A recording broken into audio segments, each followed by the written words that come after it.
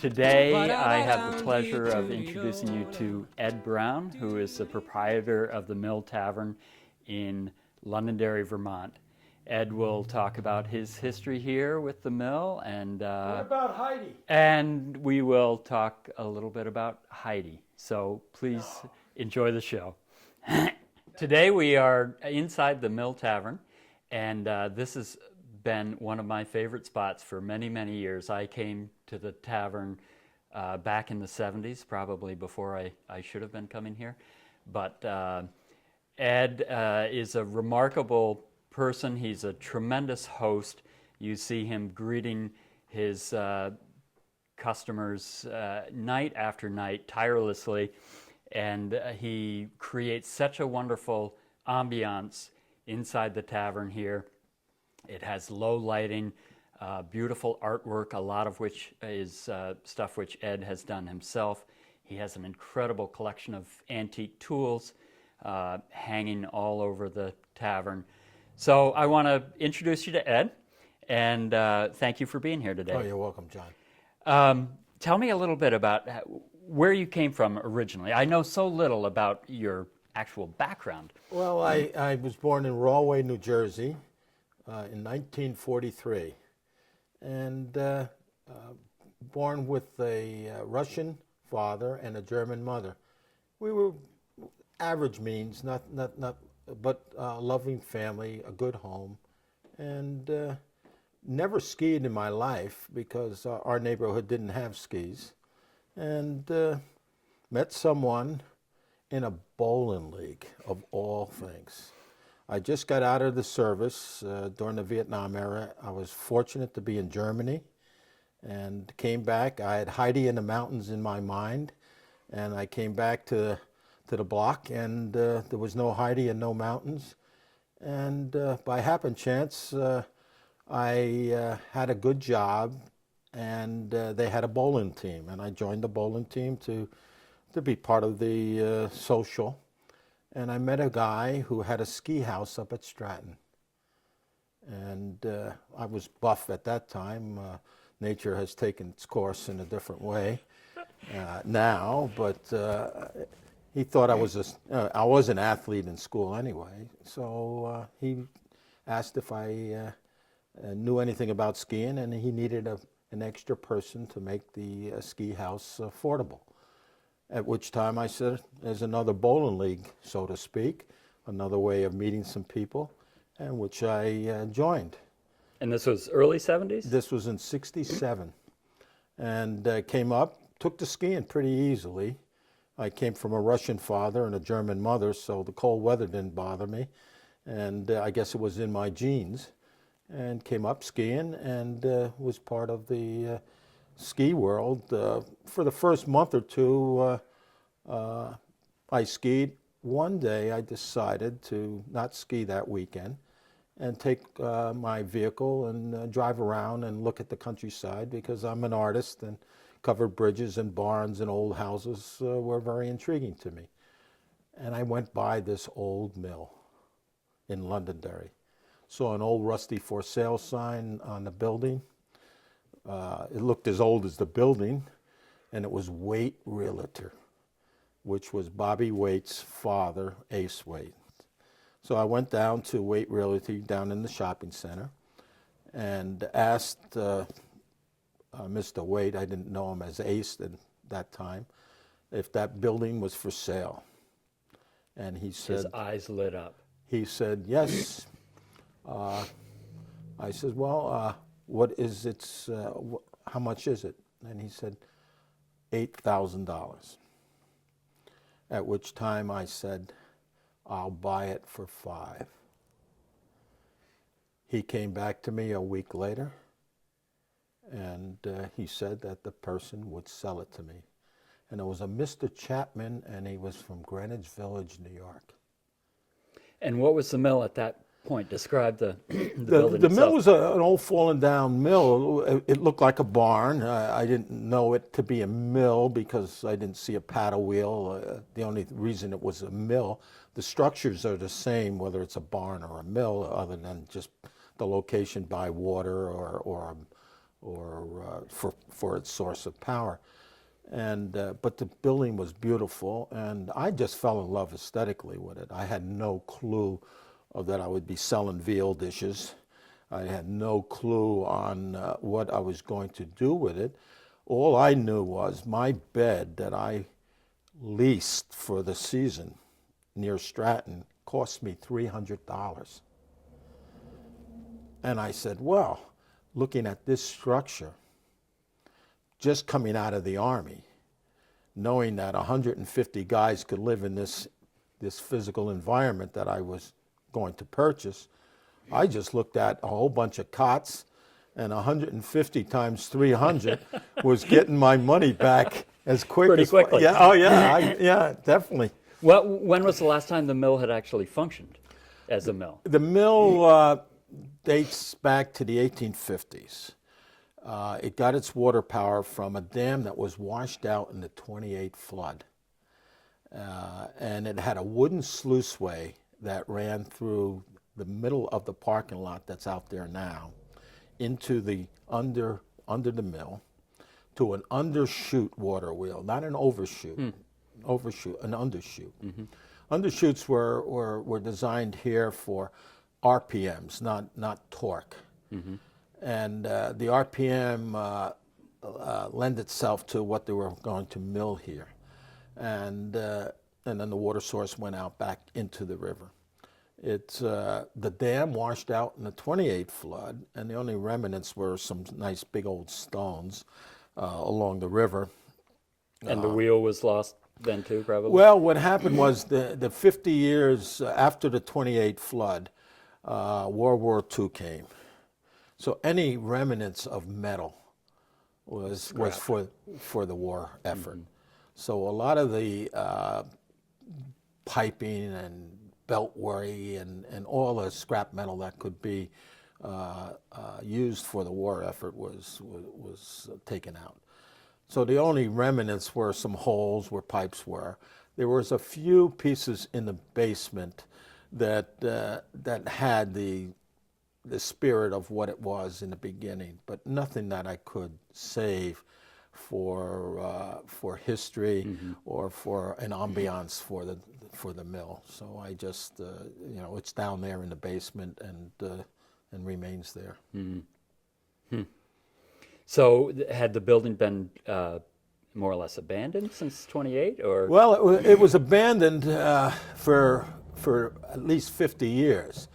Abandoned meaning that it wasn't a mill, but it housed a lot of things. Storage. Yeah, LaSalle had a woodworking shop.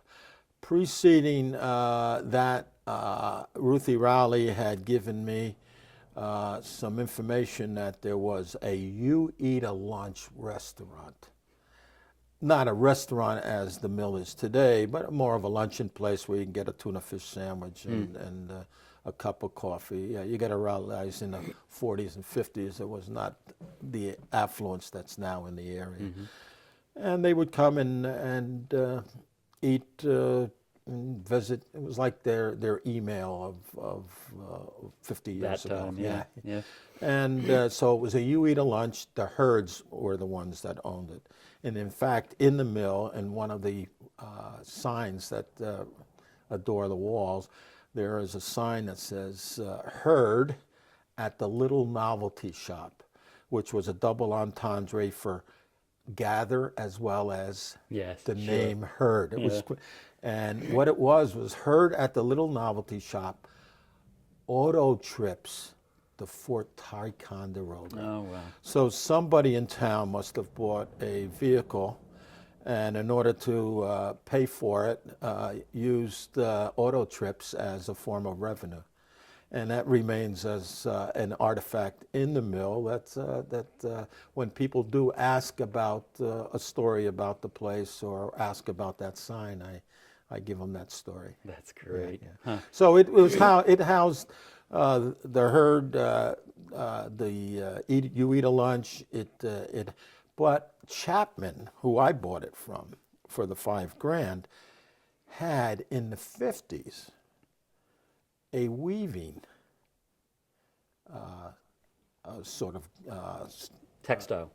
a weaving textile sort of artifact gallery, where, and I think if I have to put a logical sequence to this and why it was here, Chapman was an artist from Greenwich Village and a textile artist, and he probably capitalized on.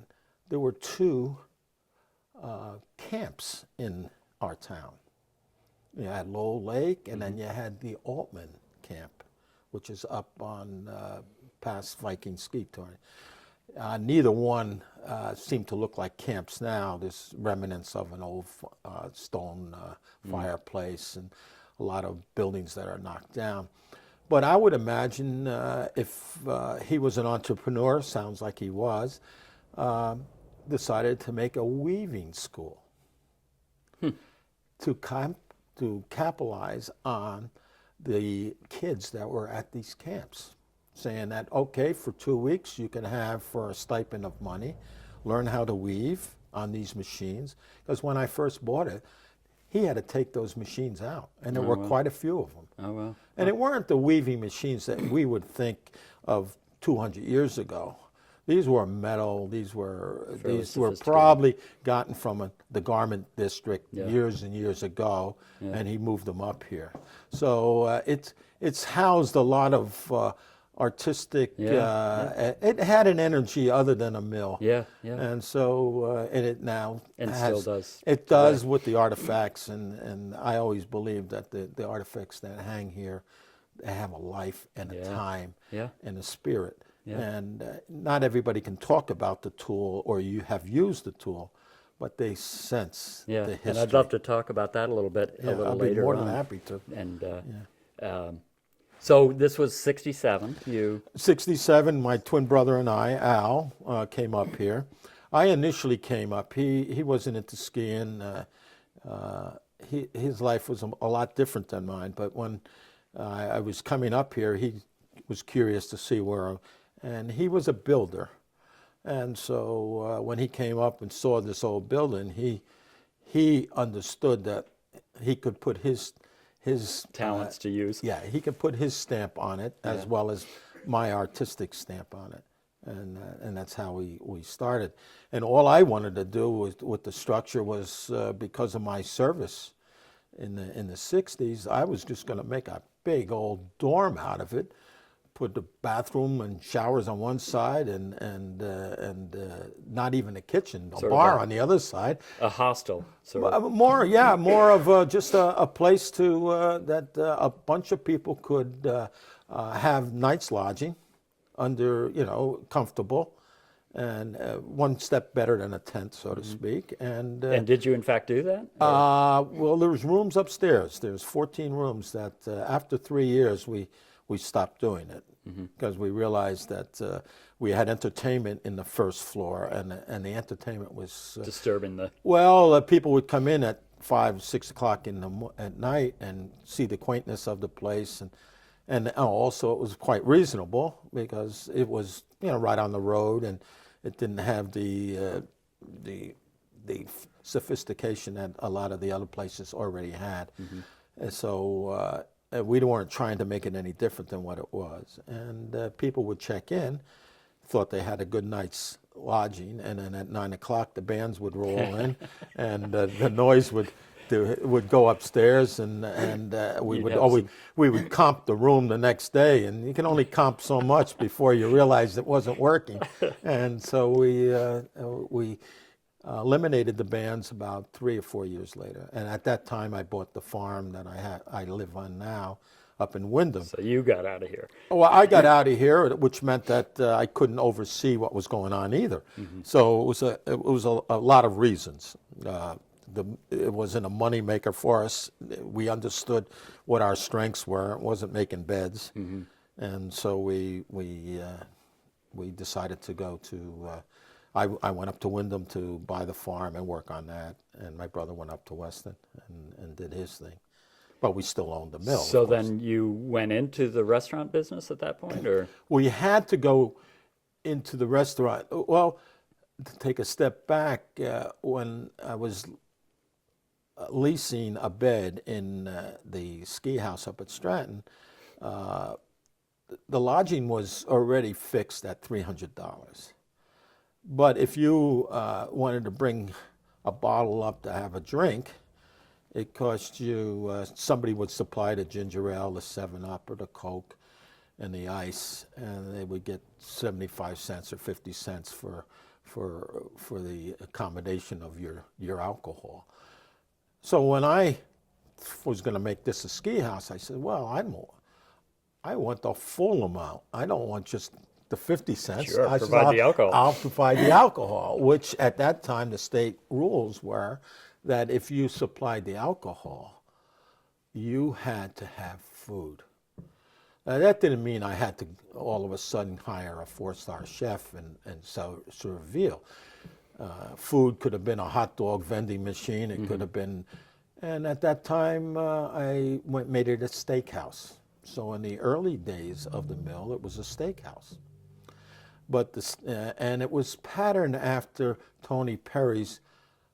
At that time was called the Five Flies. Right. It was the Sirloin Saloon, and now it's no longer.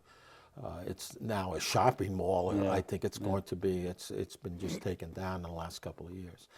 And that brings me to another interesting point. There have been so many restaurants in the area, and the mill has endured the test of time. You have persevered for. Well, yeah, it's. I think I have a life outside of the restaurant. I think that's part of it.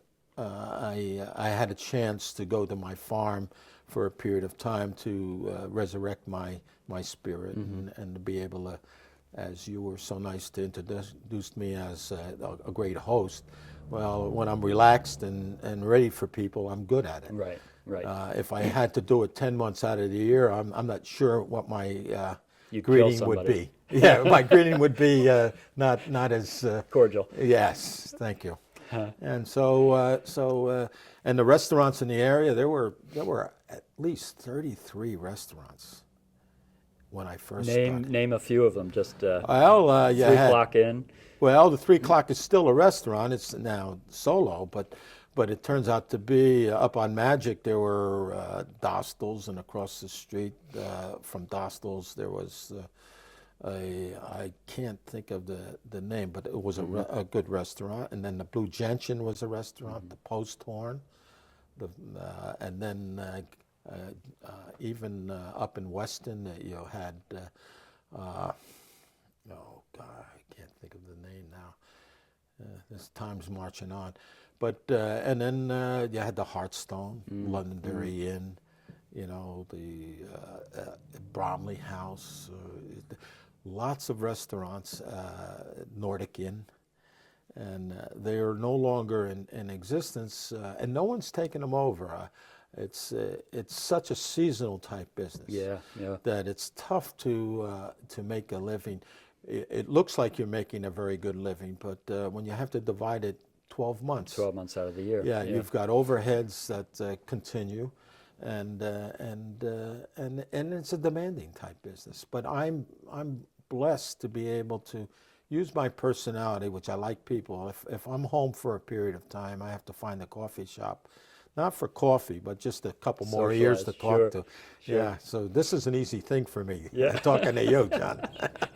Even if other people are listening. Yeah, we often meet at Stoddard's for a little breakfast, a cup of coffee, and I agree with you. It's mostly about socializing and getting out of it. And for me to take the advantages of my other my artistic soul, it just doesn't go to graphics. It goes to environments. It goes to architecture. It goes to gardening. I live a visual world. I don't know whether I'm an artist or a designer. I can paint and draw, and people call me an artist, but I think an artist that would own this type of restaurant, a real artist, would not be able to coordinate what is here, from the signs to the artwork to the lighting to the type of people I hire. It's an orchestra leader. Everything is tuned. Everything has a purpose of the lighting has and to an be. intent. I've sat here many times and just glanced up into the ceiling and looked at the delicate lighting on things, and I thought, boy, that was done with such purpose. Yeah, and the compliments that are always paid to me is when someone comes in and says, "Wow, what a place," or "Oh, I'm going to move in," or that kind of stuff. It has a very warm well, feeling to it. it underscores what I'm about. I'm not a power person as much as an aesthetic, and so when someone feels what I'm doing, that's a nice compliment. So I'm putting hard to soft. I'm putting transparency to opacity. I'm putting scale to the purpose of large to small.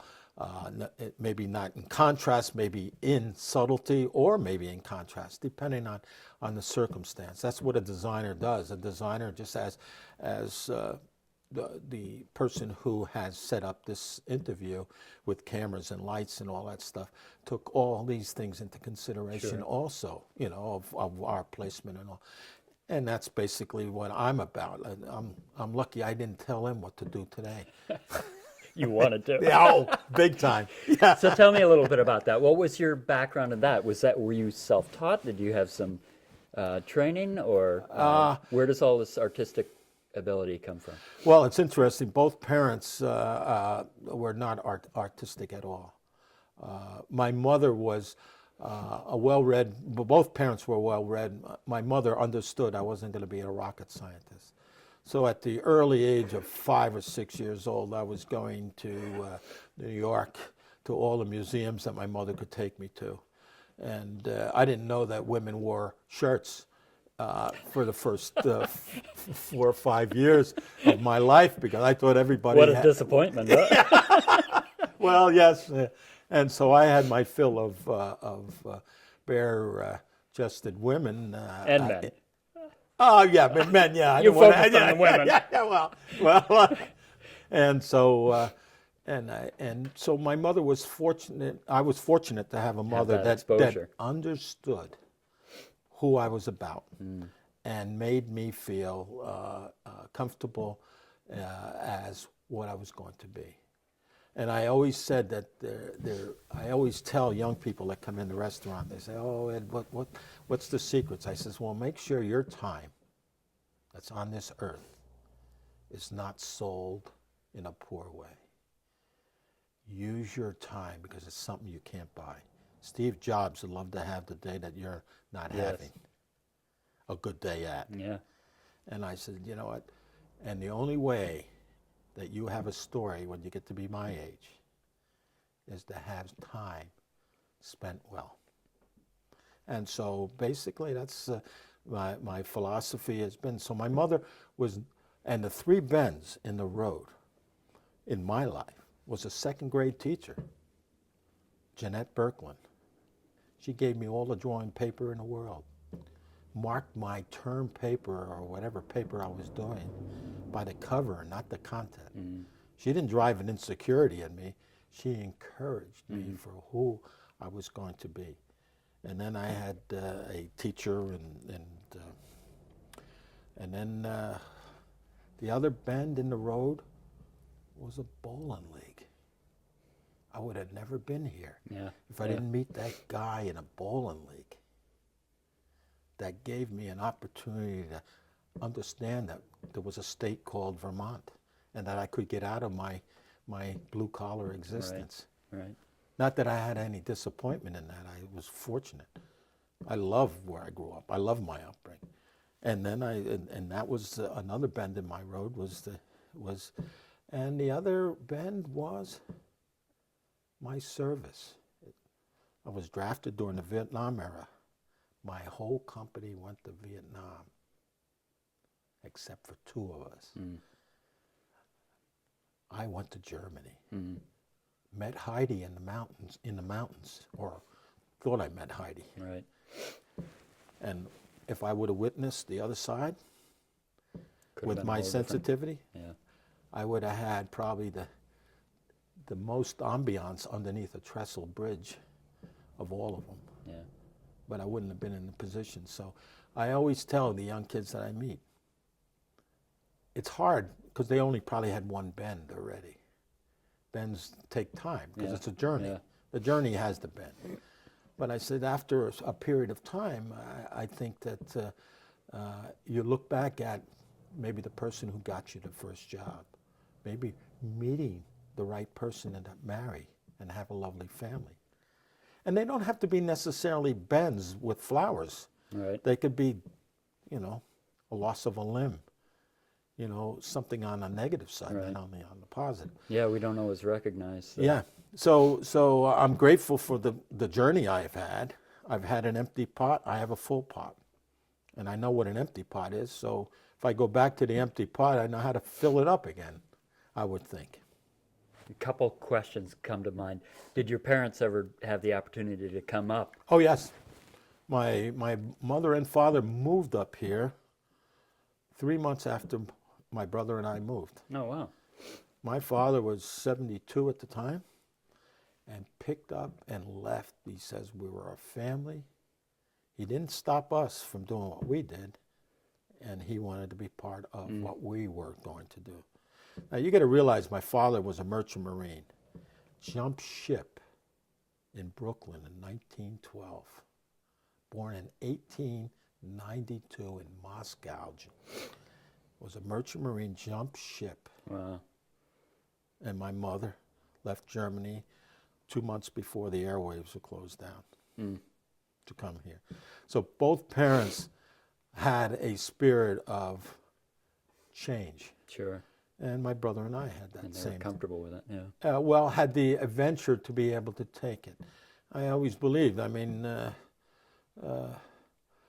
gene pool, you have no control. Warren Buffett was interviewed by Charlie Rose. I think you could take his place too. Yeah, you got Charlie Rose. Yeah, definitely. A middle of America Charlie Rose you could be. Well, that's a topic for another conversation. Well, I'm trying to get you in. Yeah, Trying to give you a good target. But it turns out to be Charlie Rose was interviewing Warren Buffett and his son and his grandson. And of course, you know who Warren Buffett is, and he's such a philanthropist. And Charlie Rose asked Warren, what would you have been if you in a different age and all, and born in, he says, and he looked at Charlie Rose and it was on national television, and he says, I call it vagina roulette. You have no control for the first 3 years of your life. So when you think that you all of a sudden deserve everything after that, no, you have no control of your genes, the country you're born in, the religion, the poverty, the time. Sure. So how dare you think you deserve it? You just were fortunate to have the cards in the right way. Right. And I believe in it, and that's been a philosophy of mine. It's a journey. And then it's up to you to... Well, to understand it, yeah. So I don't take, and I think the success of the mill is, I don't think anybody realizes that it's a power thing on my part. It's not. It's not. I'm just celebrating my strengths with my guests and living in this beautiful part of the world. Well, people feel that. Yeah, and there's no such thing as, I'm not an alpha by any means. I'm a Romano, Alpha Romano, with rust on it. Well, speaking of that, what do you foresee in the future for the mill? You've been here now, what's the total, 40 some odd years? 47 years. If health is with me, and it still is, but you don't know. I mean, I'm at a point now in my life where yeah, I'm fortunate to have maybe that gene pool that Warren was talking about. Both parents lived to 80. They both had interesting lives. They were both abusive too to themselves in a sense. I'm not as abusive, other than a bunch of donuts every day, but the rest of the stuff I stay away from. And as long as health remains, I love to be part of the community, which I am, and they're part of me. It's nice to see when I'm closed here, to see my guests and anticipate when it's going to get open again. It's a nice feeling. Yeah. And when it's open, all of a sudden the doors are full. The place is full. The doors are open, and it's not like, what did you do with my money that I left here for the 3 months? Right. They celebrate its reincarnation. Yeah. So it's a nice feeling. Yeah. The other question that you keep sort of alluding to, this Heidi in the mountains. Tell me about Heidi in the mountains. Oh, I haven't found. Has there been a Heidi in the mountains? No, I'm still looking. And I'm changing the names. They can be anything. They can be Rachel's. They can be anything. I'm not necessarily looking for Heidi's. But you never married? No, I've never been married. That's a sacrifice. When you do something with passion, there's always a sacrifice. Everybody that looks at success, they should realize Comes at a price. there's a price for it. And my price would have been not having the mill and maybe not having this interview. Right. If I would have met Heidi 30 years ago, 40 years ago, I would have realized that raising children in an environment that I felt I had would have, this might not have, would have been the appropriate vocation to do. Right. So there are sacrifices. But the sacrifice for family as I get older seems to be more severe. But I don't have any regrets. No, I live every day with not a regret. I live it with a positive spirit. Yeah. Yeah. I know a wonderful Heidi. I'll have to introduce you. Oh, to. I hope so. I hope so. Does she bake? So we're almost out of time here, but I'd like to just take a few minutes to look around at some of your artwork, Ed, and some of the artifacts that you have here at the mill. I'm looking at these beautiful platters that you have up on the wall here. Can you tell me a little bit about them? The platters were, there was greenware, which is, you can buy pottery at these pottery shops, unpainted, and then you apply a design to them. And at that time, there was a pottery shop in Northampton, Mass, where I would go down. It was called Claytopia. And I did a whole bunch of drawings of Jim's cows before he died of cancer. Now tell me about Jim. We're missing that piece. Yeah, Jim was a farmer that... Jim Perry. Jim Perry, who I bought the adjoining farm. And we became friends. And this is up in Wyndham. In Wyndham, and in 70, I bought that farm in 70, and Jim, for almost 22 years, was my neighbor. So I got to know him, his lifestyle, his girls, his cows, and then I found out in 93 that he was diagnosed with cancer, at which time I knew that it would be just a matter of time when that spirit that I was fortunate to live next to would be gone. And I says, I have to record it.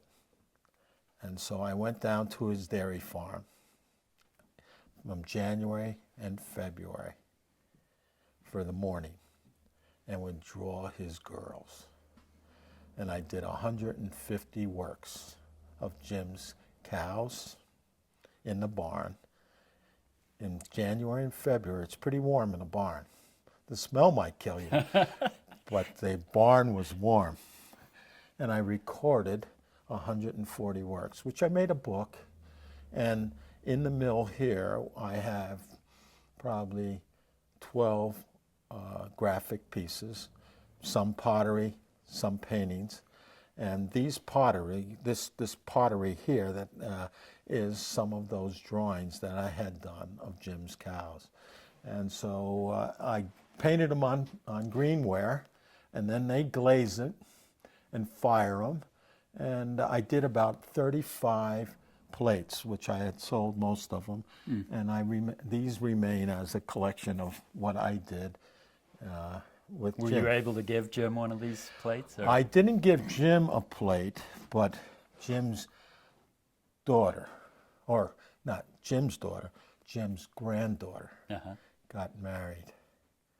So I did a drawing of a plate similar to this, and I wrote on the back the place where they got married, the names of the people, and I gave them as a wedding gift. And it definitely was a tearjerker. Yeah. So, and then this is a drawing also of Ralph Moffat. And we all know Ralph Moffat's Bridge up in Landgrove. Used to be a great swimming hole there. Yeah, it still is. And when I first got into town, someone said, "Oh, this guy Ralph Moffat, you got to meet him." And I went up there, and right away, visually, You knew it. You had something. it's a turn on for anybody that's an artist, a photographer or a painter, the character that this guy represented. And it was interesting. I come to Vermont and try to get rid of my white shirt to wear a blue work shirt. And I'm painting and drawing a guy who's wearing a white shirt. So you talk about, we all want to be something different than what we normally are. Right. So I asked Ralph if he could pose for me, and I did a couple quick drawings of him, and I did one of his mill. And I said, "Ralph, when I'm finished with these, I will bring them up to you to show you." At which time, a month later, I go up and he's in the mill, and I say, "Hey, Ralph, those two pictures, the one you posed for and the one I did of your mill, I have framed outside. Would you like to see them?" He shuts the mill down and goes walking outside. He was a very slight man. And he looked at his picture, looked at the mill picture, went back looking at his picture for about a minute and a half.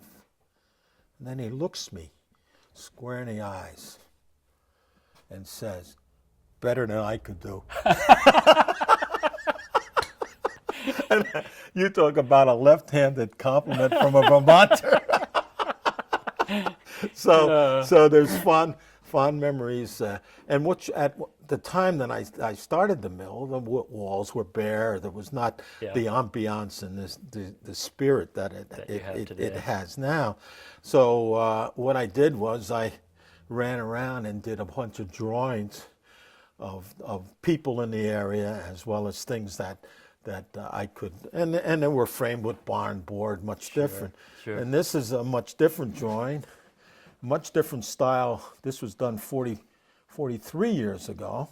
That's right out the back of your house. Yes, this is the farm that I have, and this is the back chute. I was an admirer of Andrew Wyeth in the beginning of my art expression. Yep. And now I'm more of an impressionist painter. Not that I would throw an Andrew Wyeth away. If anybody is watching this and has an Andrew Wyeth, I'd be more than happy to take that off. A trade. Yeah. A trade. And there's so many things that I want to talk about. I mean, this just opens up a whole can of worms. So I think we may have to do a second interview after this. But I want to thank you so much for your welcome, time John. here in the mill. And as a token of my appreciation, you know I am a dairy farmer and a cheesemaker, and we want to give you a little piece of our Taylor Farm. I thank you. I've had and, it. I've had it before, and hope you'll have it again. And this will taste even better. Is this a gift? That's a gift Thank from you. me to you. Thank you for being here and for allowing us to.